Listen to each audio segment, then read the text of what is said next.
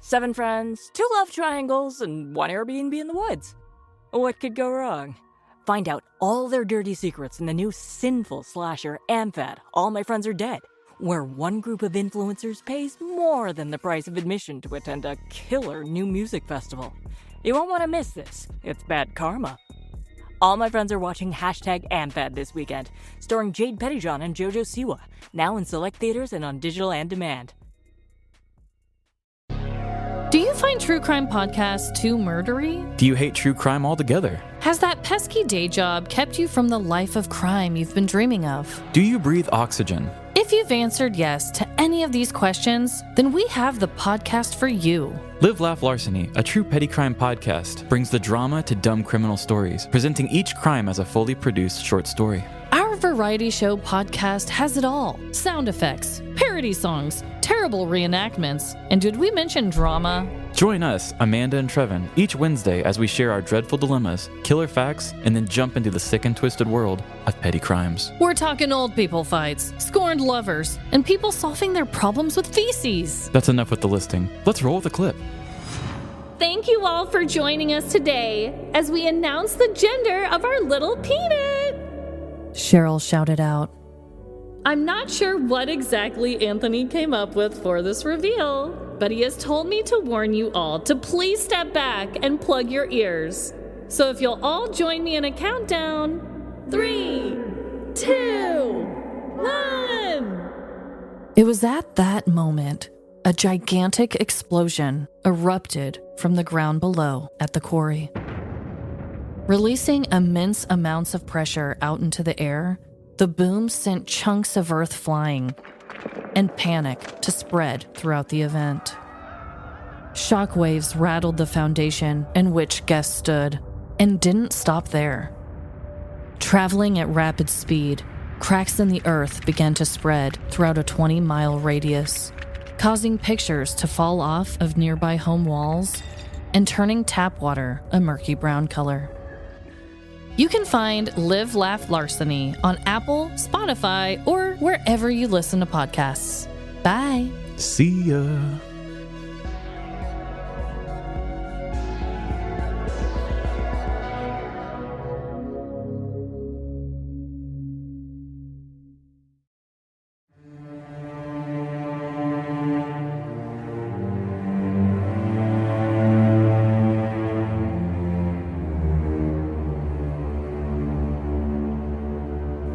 Good evening and welcome to Scare You to Sleep.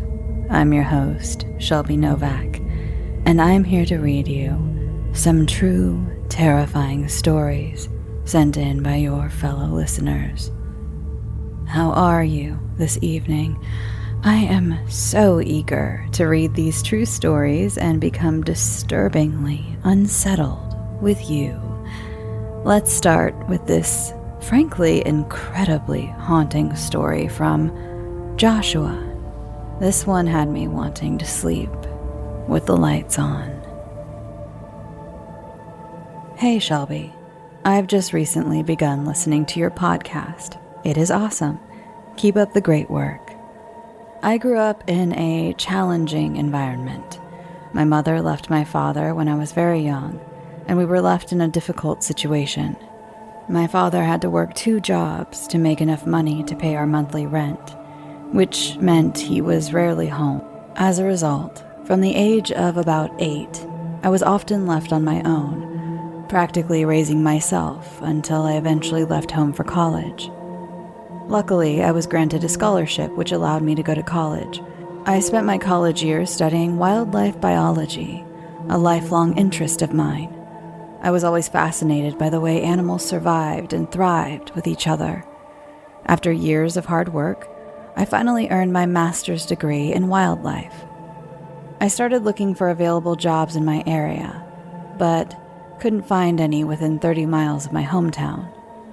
Eventually, I did find a position opening in the town of Dallas, Texas. I was pleasantly surprised to find out that I possibly wouldn't have to move out of state if I landed this job. So I sent in an application, and the next day, I was asked to have an interview. A few days later, I took the drive up to Dallas and interviewed with the company. They told me they would be glad to employ me, and I gratefully accepted the offer. I took the time up in Dallas to look around for homes in the area, and I eventually settled on an apartment complex in downtown Dallas. A few months later, I made the move. The apartment was small, but just enough for a man and his bed. I lived my life happily in that apartment for 3 long years before I decided to propose to my girlfriend, Sarah. She said yes, and we got married a few months later. We eventually moved out of the tiny apartment and bought a small house. Fast forward a few years and we have 2 beautiful baby girls and are both stressed out. The traffic of the area was too much to be driving in every day with 3 screaming kids in the back, and the house was getting cramped. We decided that we couldn't take this lifestyle anymore, so we made the executive decision to move somewhere more peaceful.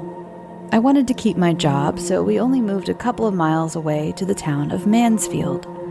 It was only about a 20 to 30 minute drive from my office and provided a much more laid-back city experience. We bought a beautiful home in a gated community off the highway with the help of my wife's parents. The neighborhood was small and maybe had 30 homes inside of it. All of the homes were lovely, large houses with pretty large trees in their yards, perfect for me as a nature enthusiast. We eventually moved into the house, and our kids loved it. Our neighbors probably hated it. We never got to know one of our neighbors, but the other neighbors were extremely kind. They were an elderly couple who never had kids. They eventually became adoptive grandparents to our kids and were thought of as family. Like I said, the kids loved the house, and so did my wife and I. The house had 4 bedrooms and a large living room and kitchen. There was also a pool and a hot tub in the backyard, which overlooked the creek that went behind our house. The creek was called Hog Pen Branch, and it ran throughout the town and emptied into Walnut Creek.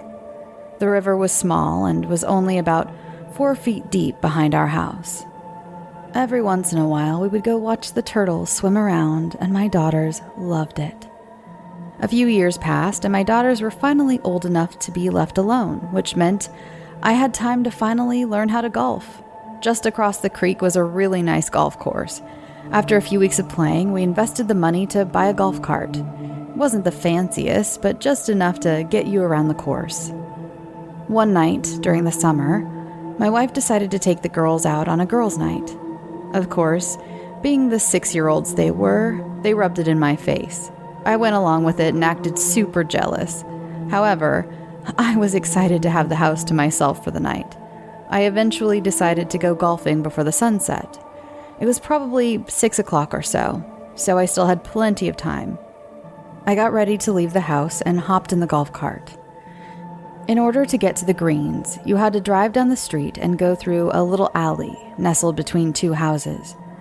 It was a short drive before you got to the cart path, which had a little bridge running over Hog Pen Branch. This was where I had my first strange occurrence.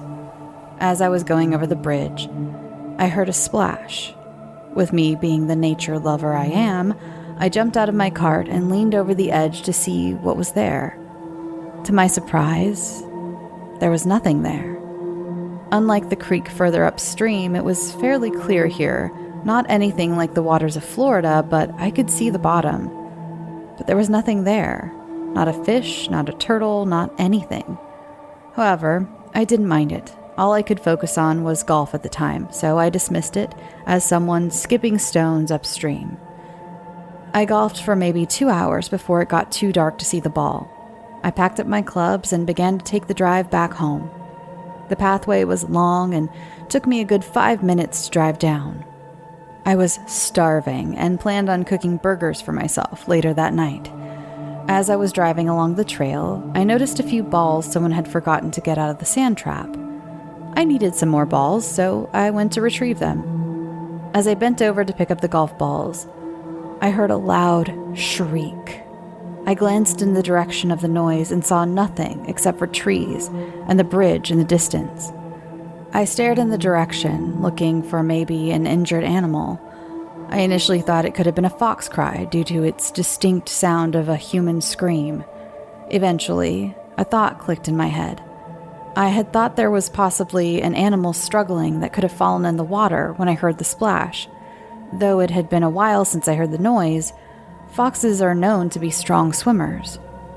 I jumped in my cart and sped over the bridge, which was maybe 100 yards away, hoping to be able to save an animal's life. However, when I arrived at the bridge, there was nothing there. I searched under the bridge and all around the area, but there was nothing. I thought it was odd, but dismissed it and hopped back into my cart.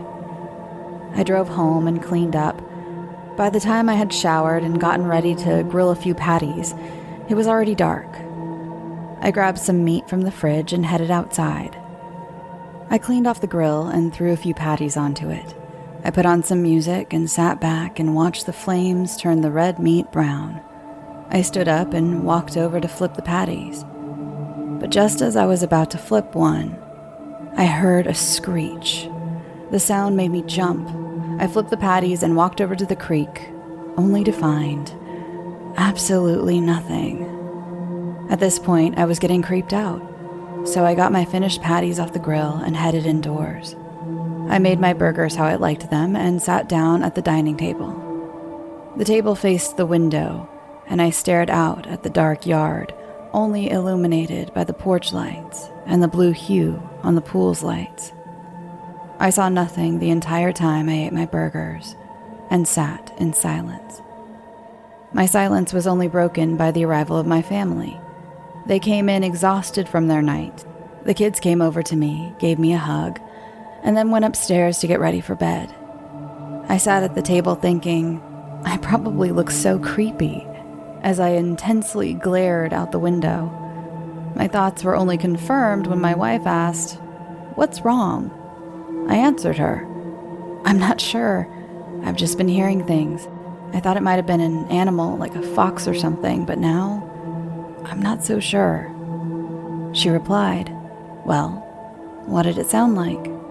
I said, "It sounded just like a fox, which sounds sort of like a human scream, but when I looked for whatever made it, I couldn't find anything." She sort of looked at me, then simply replied with, "Weird." We sat there for a moment before we heard one of our daughters say, "Dad, why is Mimi in the backyard?" Mimi was our neighbor, who the girls thought of as their grandma. "What?" my wife said quietly. We looked towards the yard and saw an elderly woman standing by the creek bed.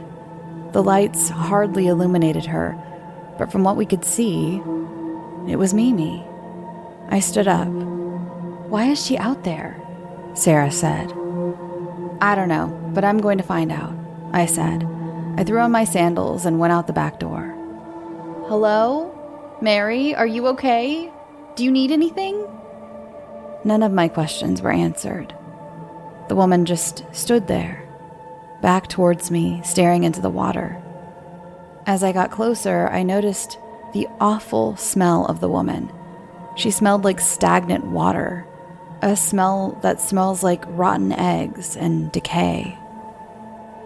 "Mary, do you need something?" My question was never answered. I then turned and walked towards the house. I met my wife in the kitchen, and she was still looking out at the woman. "Maybe you should go let Bob know that she's out here," she said. "Yeah, good idea. I'll go over, you tuck the kids in and tell them she was just looking for something," I said. She agreed, and I went to our neighbor's house. I rang the doorbell once, and Bob answered the door. He seemed excited that I was over there even though it was late at night. He told me to come in and asked if I wanted anything. "Do you want to drink a beer or anything? Mary can get it for you," he said. Mary then peeked her face around the corner of the kitchen. "Hey, Mary, what were you looking for outside?" I asked. "Excuse me?" she asked. "You were in our backyard a couple minutes ago. I was just wondering if you needed help finding something back there," I said. The couple went silent. They looked over at each other. "So, you saw her," Bob said. "Yeah, I'm not mad. I just need to know if you dropped something in the creek so I can help you get it," I said.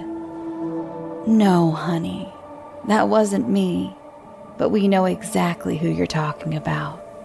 We call her Margaret. We see her every now and then, Mary said. Wait, so who is she? I asked. Well, that's what we're trying to find out for ourselves. We do know, however, that she is not kind. One time Bob went out to ask her who she was, and she just screamed in his face. He fell over, and when he looked back at her, she was gone, Mary explained to me. Where are the kids? Bob asked me. They're in the house, I replied. Oh, you need to get home now, Mary told me.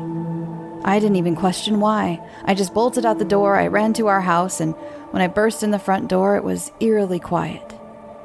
But one horrifying detail I noticed is that the back door was wide open. I had forgotten to lock the door. You kind of grow out of the habit of locking doors at night when you live in a gated community.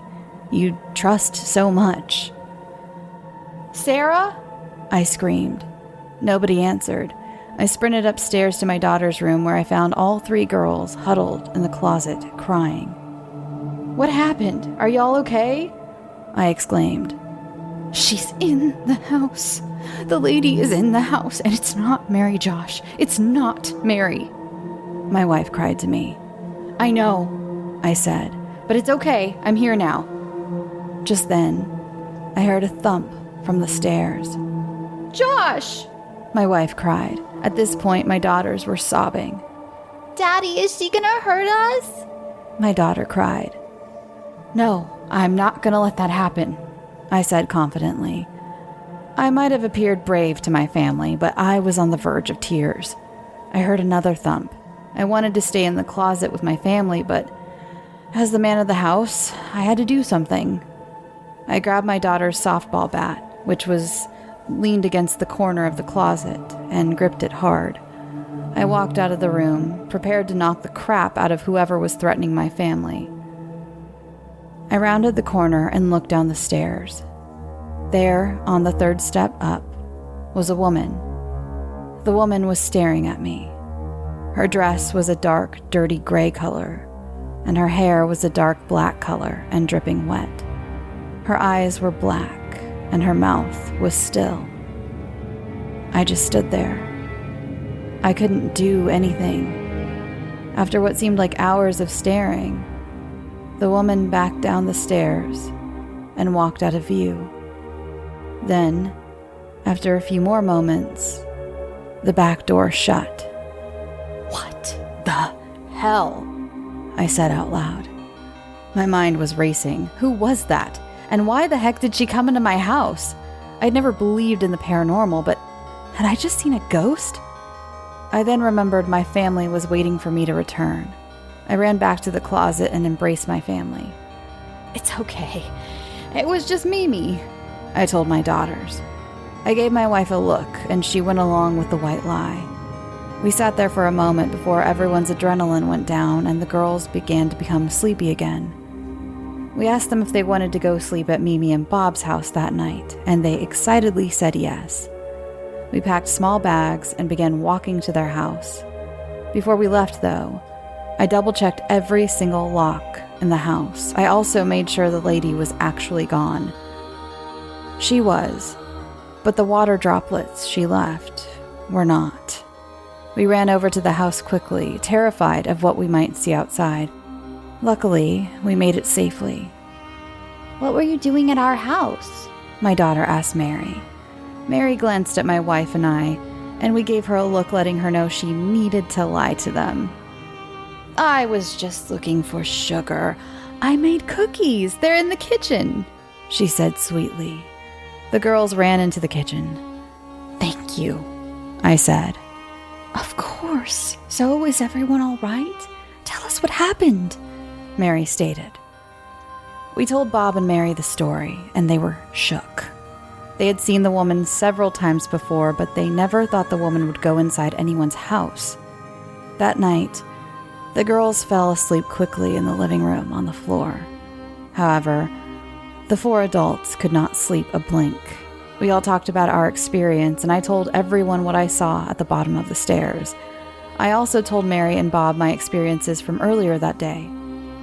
We tried finding information about it online, but there was nothing. The next day, we took a trip to the public library and asked if we could go through old documents. We got permission and spent all day going through files of papers. Eventually, my wife found a paper from the year 1907. The article she pointed out reported that a woman was found dead in a creek in town. The article had very little detail and didn't specify who the woman was or which creek it was. However, we allowed ourselves to believe that this was the woman who we came in contact with. After that night, we lived in constant fear. My job eventually caused us to move to Georgia, where my wife and I now live. Our daughters are both now in college and have no idea what actually happened that night. As for Bob and Mary, they lived in that house up until a year ago. Now they live in a much newer house in a different city. They have told us that they saw Margaret a couple of times since the incident. We can only hope that the woman is at rest now and will not terrorize anyone else who lives along that creek. I still have questions though, like why did the woman need to open the door if she was a spirit? And how did she leave physical water droplets on the floor if she was just a spirit? Or maybe this wasn't a ghost at all and was just some jerk teenagers pulling a prank on us. If you have any feedback on what you think it was, please let us know. Thank you, and God bless. Thank you so much, Joshua, for that intense story. Let's see. How do I even get it? How do I start to unpack this? Okay, let me just give you my first impressions. I was not there, and I would love to know more about why you think this was a spirit. Other than like the screaming and you didn't see her, because I guess I can't see what the area looked like. And so I'm picturing like a creek, but were there places where this woman could have hidden? Is this an area where like maybe sound can bounce off of things? Like she was screaming from somewhere you just couldn't see? Like was there a tree line? Were there trees anywhere around? You did mention like foxes and things, so I guess I was just assuming, I could be wrong, that there's maybe some sort of tree situation somewhere.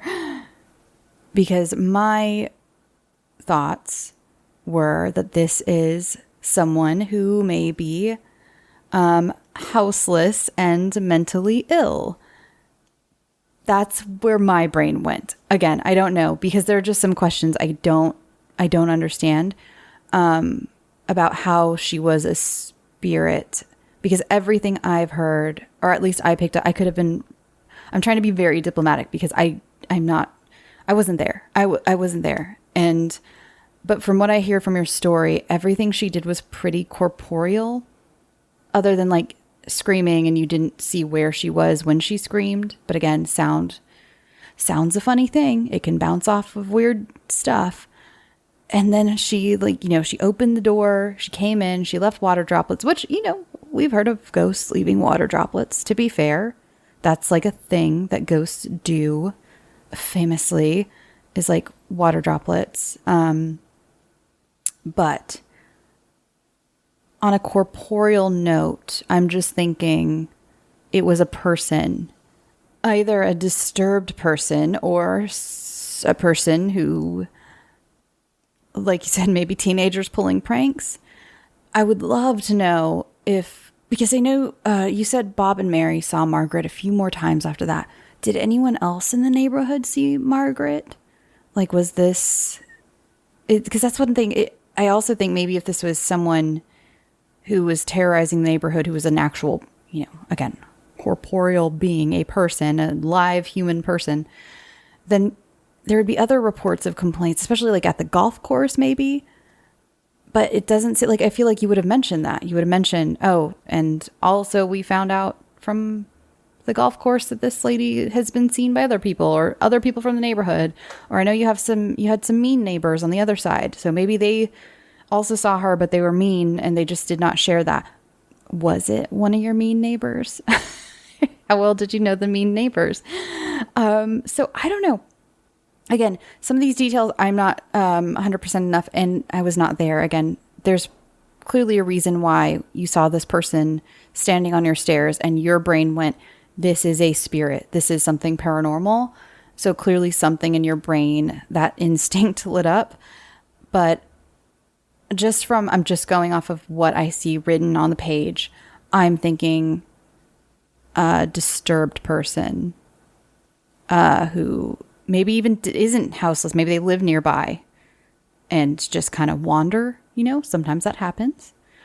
But it is interesting that you went to the library and was like, hey, someone drowned in a creek around here.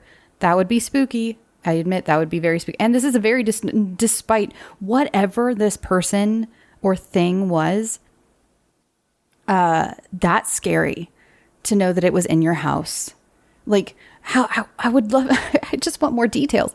When your wife and your daughters were huddling in the room, how did they first encounter her? Did the person say anything, or did your wife spot her and was like, oh shit, that's not Mary? Like, did she open the door and your wife was in the kitchen and your wife just kind of like booked it up the stairs? Did she catch a glimpse? Did one of the kids catch a glimpse of her and was like, that's not Mary?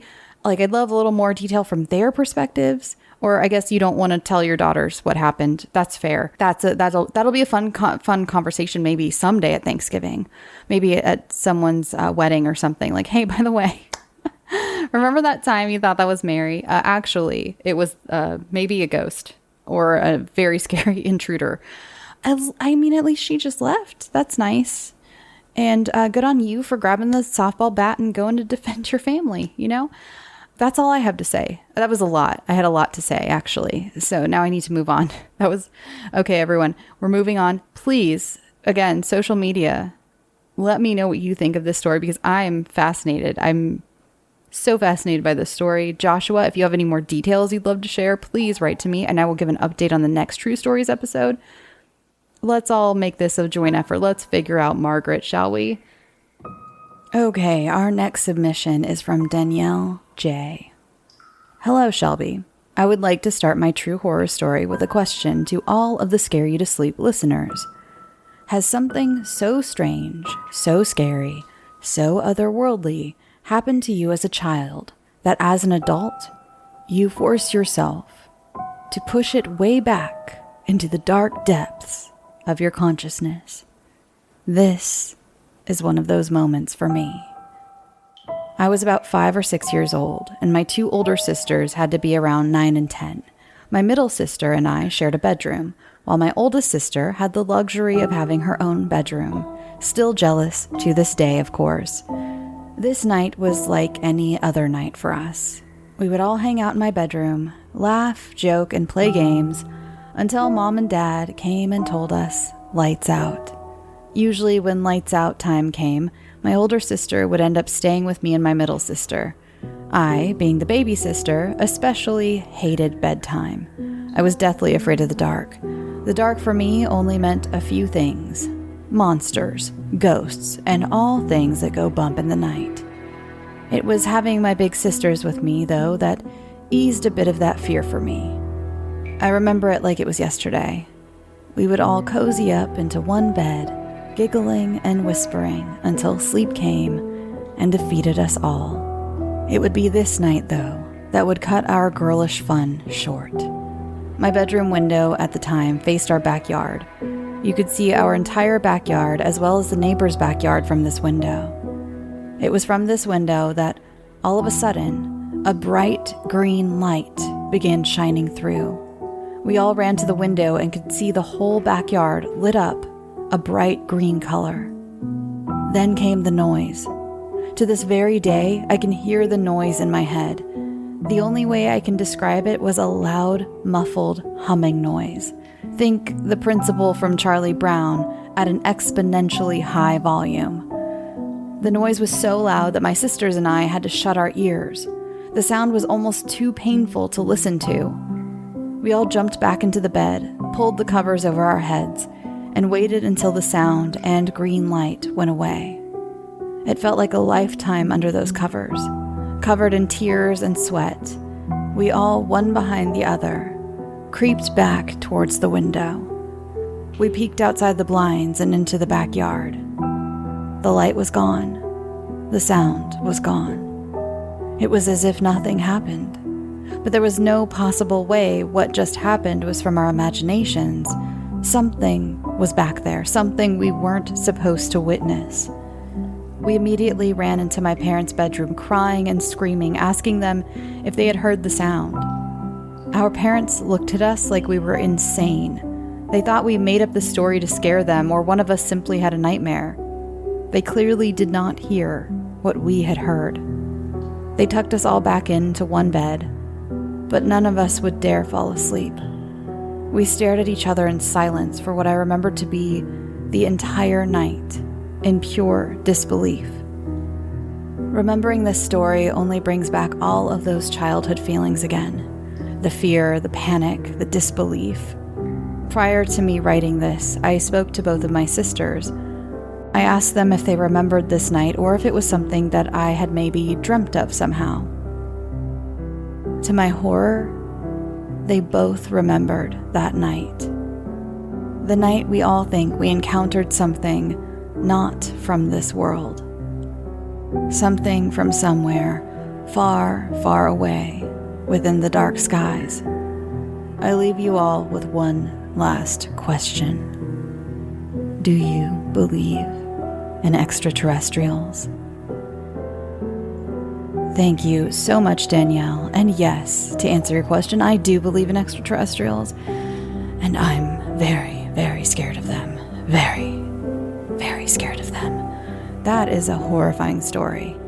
And I do understand the phenomenon you're talking about where something happens to you as a kid and you just can't really explain it. And you look back and you're like, was I just looking through kid eyes? And it was something that if I saw as an adult, I would understand. But as a kid, I didn't. But then like something like this, where you have both your sisters to corroborate your story, that's really scary. I don't know what you saw, but I know I would have been just as scared, if not more scared. Because even as a child, I was very scared of aliens, very scared. And yeah, wow. Moving on. This next submission is from Kaja. I'm not sure if I'm pronouncing that correctly. I had a teacher whose first name was Kaja, and that's how she pronounced it. But my brain keeps wanting to say caja, which is, of course, box in Spanish. So I apologize because I don't know exactly how to pronounce it. I'm going to say Kaja, but please feel free to let me know if I completely did not do that correctly. Hello, Shelby. My name is Kaja, and I am a big fan of your podcast, especially the true horror segments, which is what inspired me to tell my own story. Initially, I've been a little nervous too, because I worry that writing it down will manifest more negative energy. But I've moved away for college, so I feel more comfortable now. This is the story about my childhood home, which I love, but am and have always been truly terrified of. There have been no one-off big events, but rather many eerie, reoccurring happenings. I'll try to keep it short. My childhood home is located in a small Norwegian city, and we bought it from my father's ex-wife, who I believe was the first person to ever live there. I've lived there since I was born, with my parents and my older sister. We are, and always have been, a happy and tight-knit family. So in that way, my house should have felt perfectly safe. There should have been no reason to feel unsafe, jumpy, or panicky. But as long as I can remember, that's always how I felt. I'll provide only the necessary layout, bear with me. By the entry, there's a room for coats and shoes, which connects from one door to an open living room and dining room, and from the other door to a long hallway where our bathroom and all our bedrooms are. In the living room, there's a door that goes out to our terrace. As a child, I would always keep the door that was aimed at the street unlocked, sometimes even open, and I would, without fail, leave the terrace door open every time I was home alone. The common instinct should be to lock all doors. I lived in maybe the worst neighborhood in the city, but I always had an unexplainable feeling that there was something inside the house with me and that I needed a quick escape route. I always felt like I needed to have control over the long hallway, so I'd regularly check it to see if anything was there. This was not a silly childhood fear, but rather instincts and something I genuinely felt in my bones. What makes me truly creeped out is that my sister recently told me that she has done the exact same thing her entire childhood for the exact same reasons. I did not tell her about my experiences beforehand. We never saw anything, but I have on several occasions heard footsteps in the attic above the hallway, which could only be entered through a retractable staircase.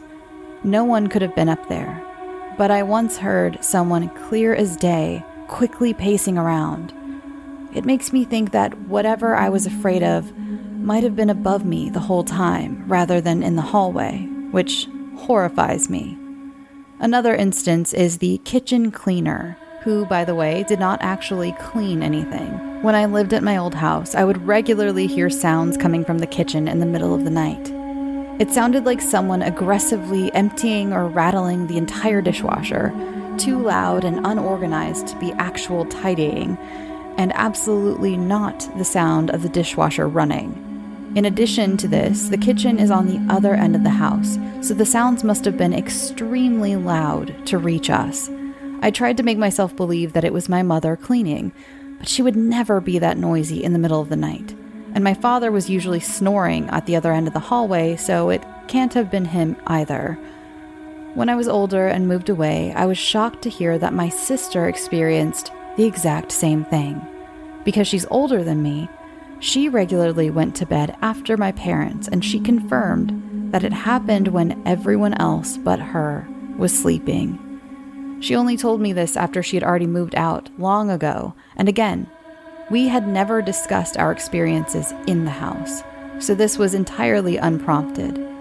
I am not a big believer in the paranormal, but both me and her feeling the presence of something as strongly as we did, as well as hearing aggressive rummaging in the kitchen in the night, makes me believe there truly is something there. When I was very little, she would often ask me to sit on the other end of the bathroom as she showered, which I did if I got to play games on her phone. I didn't realize this was because she was terrified to be alone in there. When we discussed the house later on, she told me that something punched the shower curtain in once, leaving the dent of a human hand balled up in a fist. This is one of two kinds of encounters we have had with whatever is in that house. As a child, I had frequent encounters with it. I used to struggle to fall asleep because I was so scared at night, not of the dark, but of that familiar feeling of not being alone. I truly could feel something staring at me to the point where I had to squeeze my eyes shut and hide under the covers. I was fully able to move and fully awake. It was not sleep paralysis.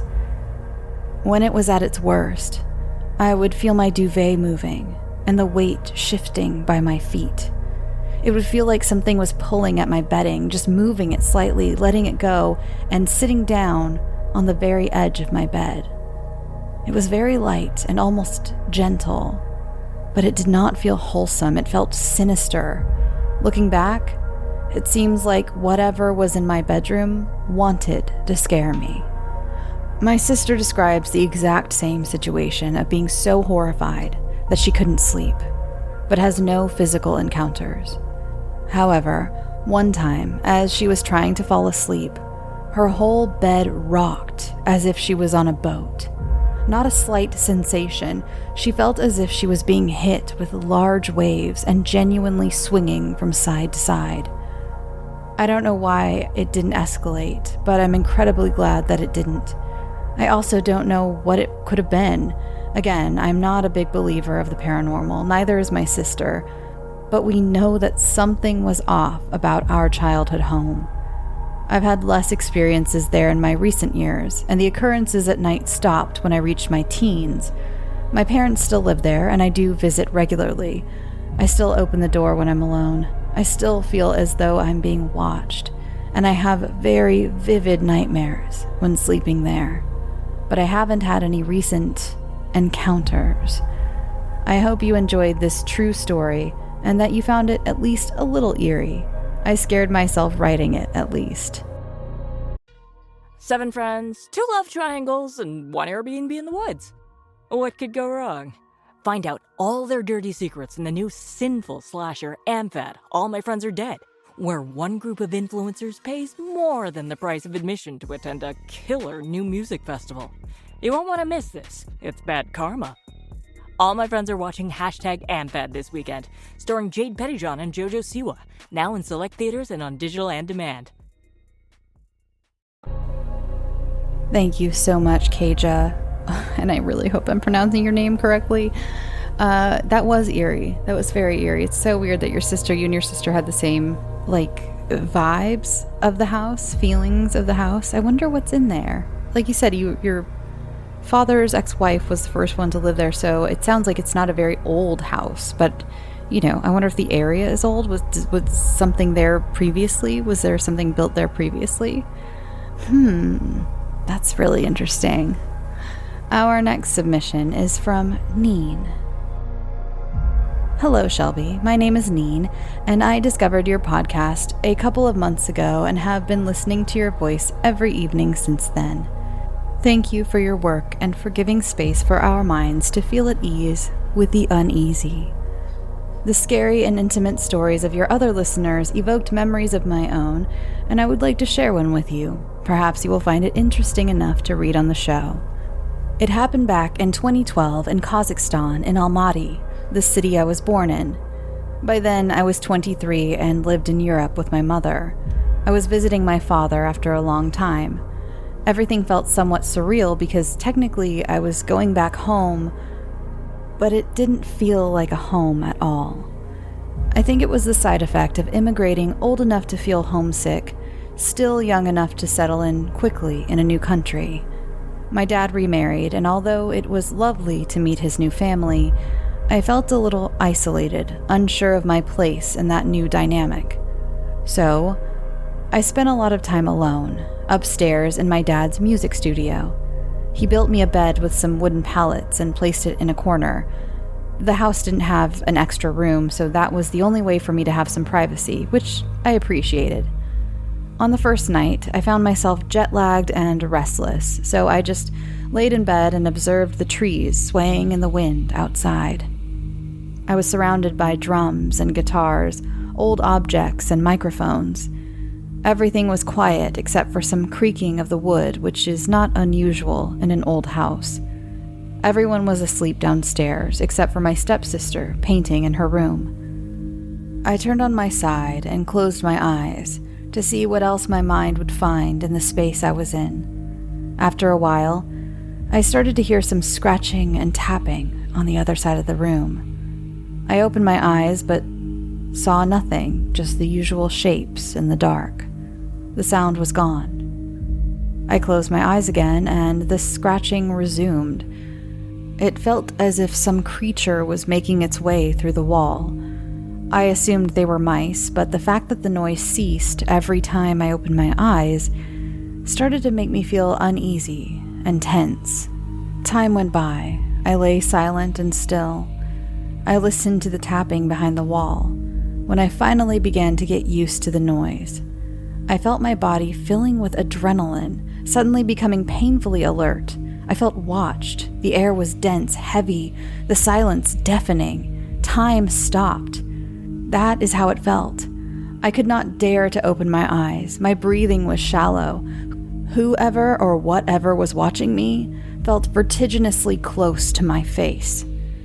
Then, I heard a whisper. Words I could not understand, but I could feel warm air brushing my nose. The extreme fear must have snapped me out of it, and I jumped up and ran downstairs, feeling like glue was stuck under my feet. I sat in the kitchen for a long time, perhaps an hour, just sipping on strong tea, lights on. At first, my instinct was to wake up my dad, but when I got to the bedroom door, I felt a little silly and convinced myself to write it off at first. Eventually, I was regulated enough to go back upstairs. Everything was quiet, nothing unusual.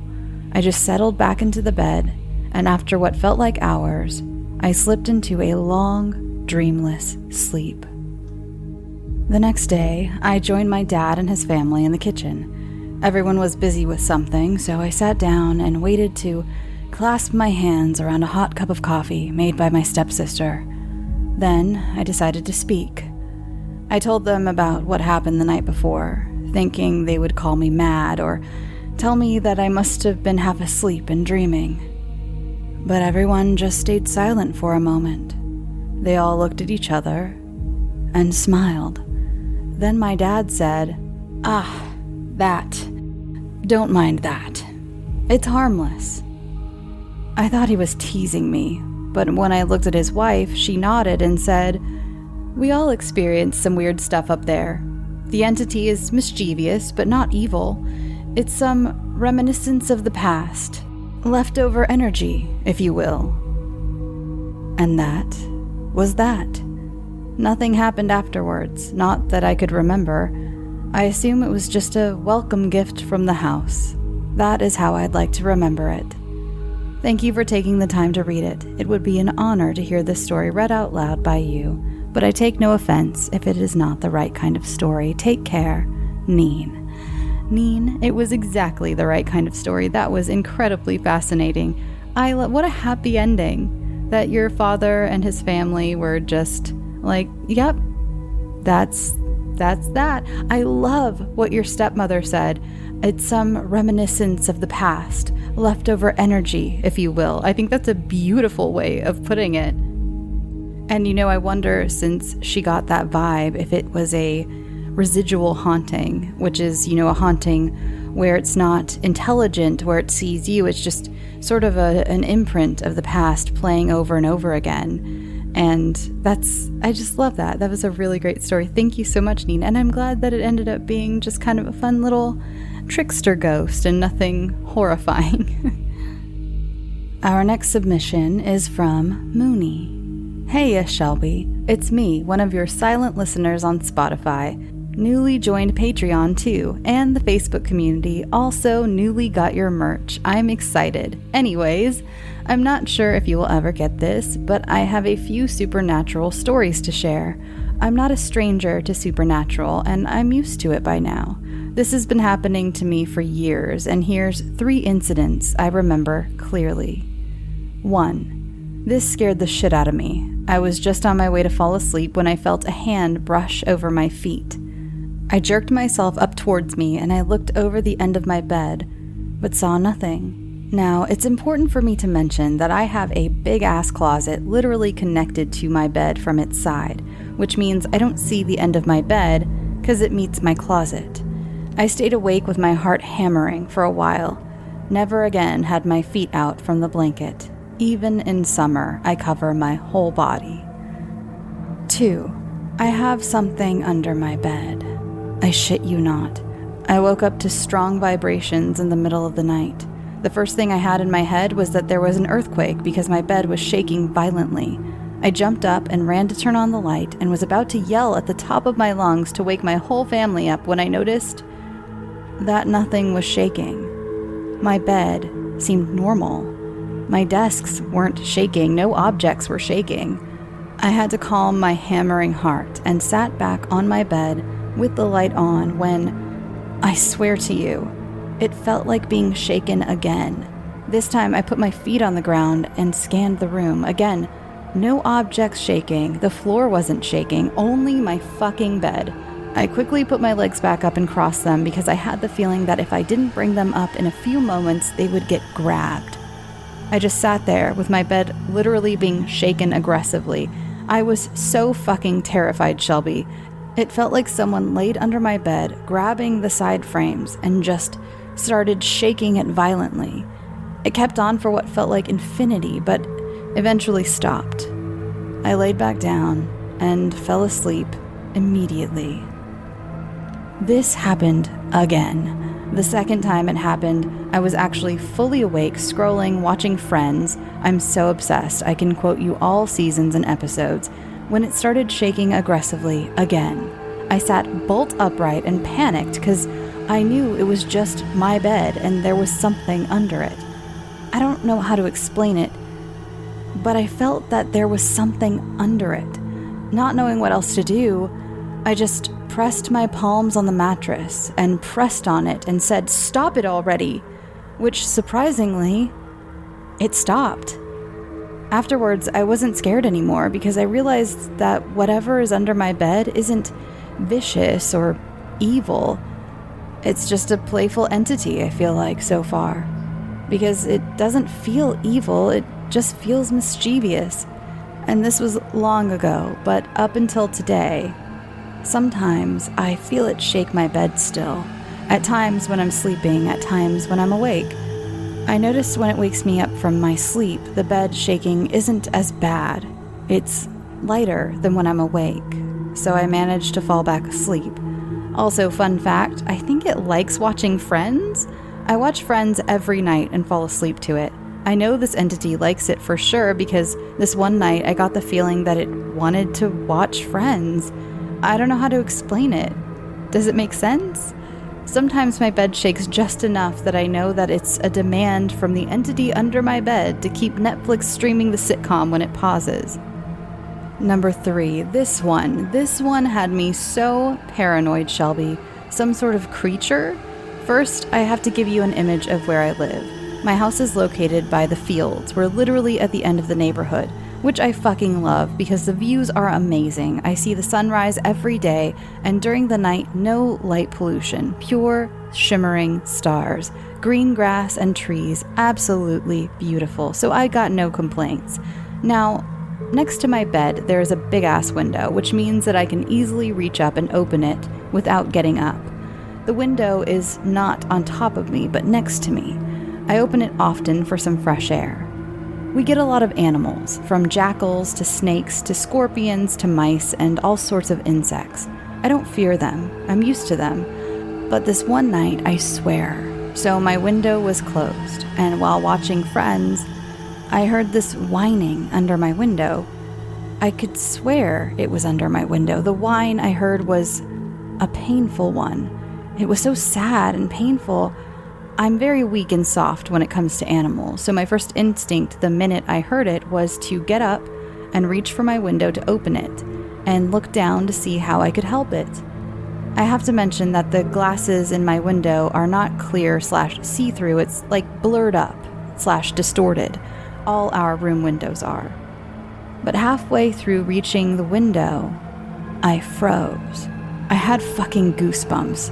This gut feeling, I got this menacing feeling that I should not by any way open the window and look down. Suddenly I had the urge to pull my curtains together, and like a mantra, a voice kept repeating in my head like, "Don't look outside, don't look outside, don't look outside." So that's what I did. I started playing Friends and refused to look out the window.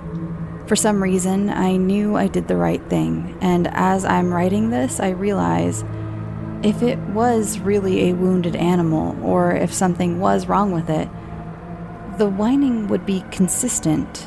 No injured animal who decides to call out for help will do it once and go quiet. It felt like whatever it was outside, it was waiting for me. And for some reason, it knew I could climb up to my window, and I knew that if I looked at it in the eyes, it would haunt me forever. This happened like a year ago. Plus, this happened again, literally 2 days ago. This time, fuck. I'm getting goosebumps just writing this. I woke up in the middle of the night to go to the bathroom and was doing my business sleepily when from outside the little bathroom window I heard a noise. I can't describe it. It's like when your pet wants attention and would make a noise. I was immediately alert and awake and reaching up to close the window. I got terrified because I knew it was the same, whatever it was last year, came back for another try because it had the same fucking feeling and goosebumps. And I know this kind of goosebumps. Well, that's it for now. I hope this email finds you well, Shelby. Take care of yourself always and love you lots. I'll be sporadically loud from time to time on comments if I could. Thank you so much, Mooney. I mean, thank you for everything, for the Patreon and the merch and let's see what else. Oh, the Facebook page and the comments on Spotify. Thank you so much for being such a huge supporter, and thank you for taking us on a roller coaster ride of scary. I don't know what is going on in your house. But I'm glad it likes friends, or at least the good thing inside. I don't know about the bad thing outside. I don't know what's going on out there. Maybe do some saging outside your house. Who knows? Thank you so much, Mooney. Our next submission is from Shelby, but Shelby with an I. It's a good name, so thank you, Shelby. Hi, Shelby. I feel like I'm in the Barbie movie. Hi, Barbie. Hi, Shelby. I was just listening to episode 337, and you told the doppelganger story about the mom and son. It reminded me of an experience I had when I was a teenager. When I was 16, I was staying the weekend with a friend and her family. I had woken up and went in the bathroom to change and brush my teeth when I heard my friend's mother calling everyone to the kitchen to eat breakfast. Being in the middle of something, I called back, "Just a minute," and accepted I'd probably be the last one to the kitchen. So I walked to my friend's room and put away my things, and my friend was sitting at her desk. She wasn't doing anything, just sitting there, which was weird, but I kind of brushed it off and told her there was breakfast. She didn't answer. She just sat there, back to me, didn't even move. Again, weird, but I brushed it off and went to get my food. When I walked into the kitchen, there sat my friend. Obviously, I was confused as to how she had beaten me to the kitchen, as their house was kind of small. We would have had to have taken the same route to the kitchen, and I had walked down that hallway all alone. In my confusion, I said, "How'd you get here so fast?" She, equally as confused, asked what I meant because she'd been there the whole time waiting for me. When I told her no, she was just in the bedroom, she and her mom both turned and gave me the ooh look. And when I asked what's wrong, they then explained how their house was haunted and whatever was there liked to pretend to be one of them. So not the scariest story, but kind of freaky still, at least for me. But it also makes me wonder, was the house haunted or was it a doppelganger? First of all, Shelby with an I, that story is fucking scary. What do you mean, not the scariest story? That's horrifying, at least to me. I don't know. I think we all have our little things where if you really sit and think about something that would be scary. This is how I think of a lot of my horror stories, my fictional horror stories, is I just kind of try to scare myself. Like I remember specifically for some reason doing this with when I wrote The Charred Man, like just sitting there thinking like, what if a thing that looked like what I ended up describing as the Charred Man just like came up to the sliding glass doors? Like, what would I do? What would I do if this horrifying thing was just there?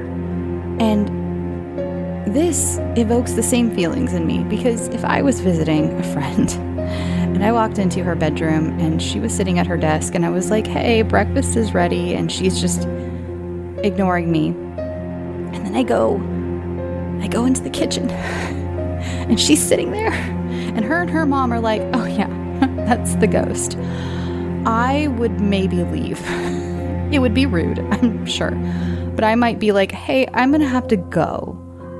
I don't know if you ended up staying another night in that house, but I don't know if I could stay another night in that house knowing that there was something in her room that looked like her. Because this story, again, I cannot believe you're like, "It's not that bad." It scared me. I got the chills when I first read this story, when I read your submission. Oh my God. Anyway, what do you guys think? I mean, how would you sit in it? Come with me. Let's do a little, it's sort of a guided meditation. Just sit here, just sit for a second and picture yourself in this moment. Picture yourself in this moment. How would you react? Isn't that horrifying? Down to your bones? It is for me. Okay, thank you, Shelby with an I. I love doppelganger stories. They horrify me, clearly, and they fascinate me to no end, because what are they? What are they? What are they? Okay, and our last submitter of the evening asked to remain anonymous, and I will honor that. Anon. Hey, Scare You to Sleep. I'm a longtime listener. This is 100% true story and scares me to my core to this day. Like, actually. Last summer, my two best friends were at my house in the middle of nowhere. I live in a rural area. At night, it is pretty spooky. I have a dog that barks at anything that moves, so this would ease our anxieties about something bad getting us. While one of my friends was upstairs, we'll call her Georgia for storytelling purposes, me and my other friend, we will call her Sarah, were in my bed gossiping about the silly things going on at school. Georgia was making food upstairs. Since my house is old, you can hear every footstep. I know how everyone walks in my house. Well, my dog, Cosmo, was lying on the ground in front of the door, while me and Sarah were giggling it up in my bed, laying down facing each other. When all of a sudden, there was a musical sound. It was creepy as heck, and I thought it was all in my head, till Sarah stopped laughing. Those 30 seconds of staring at each other still haunt me to this day. My dog in the doorway didn't move a muscle. I stood up and stepped over my dog and opened the door. I thought I was in a real horror movie, and I was the girl that everyone screams at through the screen, like, no, don't do that. So I opened the door really fast, and nothing. There was nothing. The music had slowed down and halted. I knew where it came from. My bathroom, across from my room. I walked in as Sarah was crying, still in the bed. I yelled for Georgia, thinking she was tricking me. Georgia ran from the other side of the house and looked at me bewildered as I picked up a small music box. The music box can only be played if you crank it, like the mechanics of a jack-in-the-box. The sound we heard from the music box was as if it was being cranked really fast. The music box was my brother's, but my brother was at a friend's house that night. So many creepy things happen in my house, and I always think it's my imagination, but this time, I was not the only one who heard it. Thanks for listening, everyone, and thank you so much to those of you who were open and vulnerable about your own scary experiences to share with the audience. I really appreciate it, and I appreciate, again, your vulnerability. It's not easy to share stories like these, and I think we had a great, eclectic bunch of stories. Before I get into my ramble, I wanted to mention that you may not have heard it if you're on Patreon, but at the top you heard a trailer for Live, Laugh, Larceny, a true petty crime podcast, and I wanted to give it another shout out again because it's probably not playing on Patreon. In fact, I know it's not. I'm in control of that. So I wanted to let you know, though, Live, Laugh, Larceny. Wow, what a mouthful. Live, Laugh, Larceny is a very funny podcast. It's all this like petty true crime stuff, like, again, petty stuff. So it's not like making fun of anything very serious or, bad. It's all like hilarious little petty crimes. They have some great guest stars. In fact, I know a lot of you are also fans of Three Spooked Girls, and they had them on recently. They've had some great guests. It's such a funny show. Amanda and Trevin are hilarious. Seriously, I cannot believe this show isn't like the biggest comedy podcast ever right now. Please go check them out. Again, that's Live, Laugh, Larceny, available wherever you get your true crime podcasts. I just wanted to, I don't do this all the time, but I wanted to shout them out personally instead of just playing their trailer because I really enjoy them and their show. So if you're a fan of Scare You to Sleep, you can follow me on social media or follow the show on social media at Scare You to Sleep on Instagram, Twitter, and Facebook.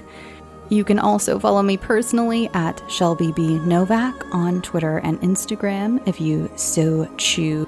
If you'd like a story considered to be on the show, whether it be true or fiction, please send it to scareyoutosleep@gmail.com. Please notify in the subject line if it's a fictional story or if it's a true story so I can get that categorized correctly. Sorry, I bumped my microphone. What else? Let's see. Oh yeah, Frankenstein in its entirety is out now on Patreon. By the way, Patreon has a new feature that I think I'm testing out. I'm in beta stuff for Patreon every once in a while.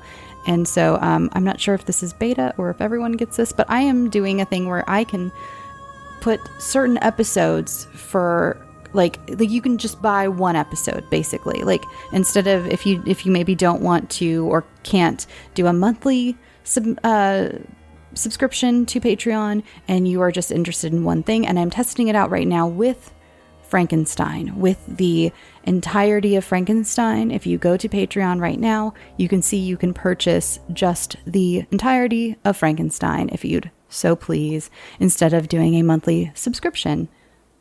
And once again, there is also merch available, as Mooney mentioned in the episode.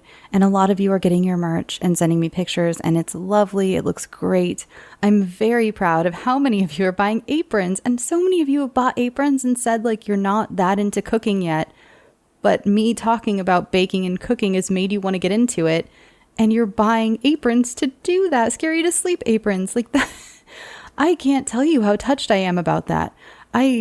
Oh my goodness. Like it's one of those things, you know, you start a podcast, you have no idea where it's going to take you. And means so much to me. I won't keep you long since this episode ran a little bit long, but, speaking of baking, this week I made some cookie bars, like chocolate chip cookie bars. Didn't turn out great. I don't know. It's like they weren't wrong. I think my taste buds are changing a little bit. Not that I don't like chocolate chip cookies, but I think I need things less sweet in this particular recipe. The original Toll House recipe is just too sweet for me. It was just almost like too sweet, not enough flavor. You know how it goes. But I did also make, I made a yogurt cake at some point, and I can't remember if it was last week, but you know, the one I've mentioned many times. I once again made orange. I know I should branch out. I know I should make other flavors. The whole point of me talking about this yogurt cake was like, you can personalize it with like any flavors, and you can, but I keep making orange, and it's just like my favorite. It's citrus summer. You know, it's curd summer. I made the lemon curd. But it's like, I've been so into citrus lately. Also, I made a batch of cherry almond scones. Highly recommend doing that and freezing a bunch of them, or half your batch. If you can, if you have a big family and they're all gone by the next day, then that's understandable too. But when it's just you, yourself and you, like me, then I froze a bunch of them, and I didn't even freeze the batter because I forgot I meant to freeze the batter, but I froze the cooked scones, and I just get whenever you want, you just pull one of those babies out of the freezer and pop it in the microwave for a couple minutes, pop it in your toaster, do whatever, however you need to, heat it up, put butter on it, put clotted cream on it, whatever you need to do. And it's like, you just have a fresh scone. It's amazing. It's great. I worked for a lot of different types of, like, I worked for Coffee Bean, and I worked for the Barnes & Noble Starbucks. And, you know, that's kind of the same gist as what they do. It's frozen. It's frozen. We're not back there, like, stirring up batter, you know. It's frozen. And so, you know, there you go. Do that. The one thing, or at least, I don't know if they still do that, but when I worked at Barnes & Noble, we would actually bake everything, but it was frozen. We weren't like making recipes. Oh man, you know what I could go for right now? I don't even know if they still have them. I haven't been to a Barnes & Noble cafe in a long time, years. They used to at least have a spinach feta pretzel. Oh my God, it was so good. Spinach feta pretzel with a bunch of mustard. Shut up. Take all my money. I might go to Barnes & Noble just to get one of those if they still have them. Who knows? But anyway, I shall let you go. I think I made all the announcements I needed to. Go follow the show. Email into the show. Go join Patreon. Again, there's a free tier on Patreon. Feel free to join the free tier as well. Frankenstein is there if you want to just buy Frankenstein. Yeah, I think I covered all my bases. Merch. Grab your merch if you'd like. I would very much appreciate it. Again, I'll send you a thank you video. Yeah, let's wrap this baby up, shall we? I would like you to promise me you're going to drink enough water this week. Today, tonight, tomorrow, the next day, you're going to drink enough water. They actually have ways for you to calculate online how much water you're supposed to drink. And I need you to do that. I need you to not get dehydrated. I need you to not get kidney stones. I need you to be the best you, because I love you and you deserve to be the best hydrated you. It's hot outside. I just worry about all of you. It's August now. It's hot. It's August. It's hot. Drink your water. Okay. Wear your sunscreen and go get some sleep. Sweet dreams.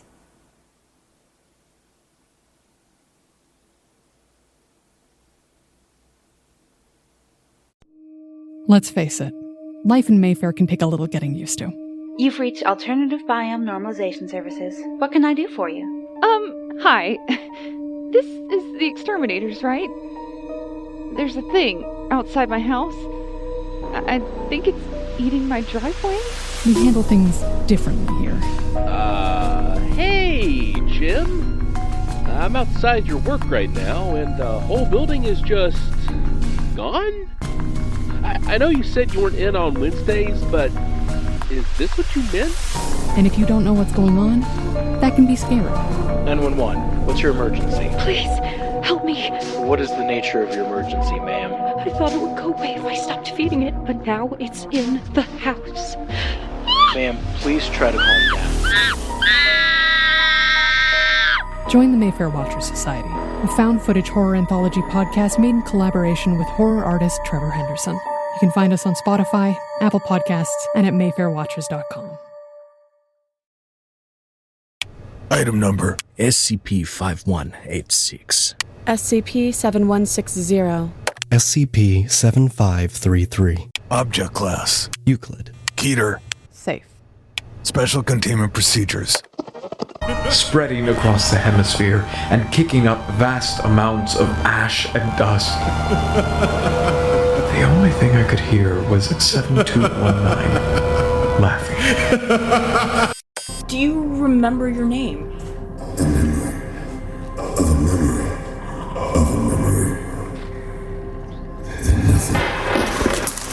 Heartland Counseling. Appointment update. I feel them again. Heartland Counseling. Appointment update. They're in my ears! Heartland Counseling. Appointment update. Nobody understands! SCP Archives is a weekly fiction podcast. Each episode, we dive into the strange, the unknown, and the... Find us on Apple Podcasts, Spotify, or at scparchives.com. Welcome to the All 80s Movies Podcast. I'm Bill. And I'm Jason. And this is the podcast where we talk about the blockbusters, the flops, and everything in between from one of the freshest decades for movies, the 1980s. So whether you're a brain, a jock, a valley girl, or a Jedi, we've got some 80s classics for you. Do these movies stand the test of time? Are we discovering something new?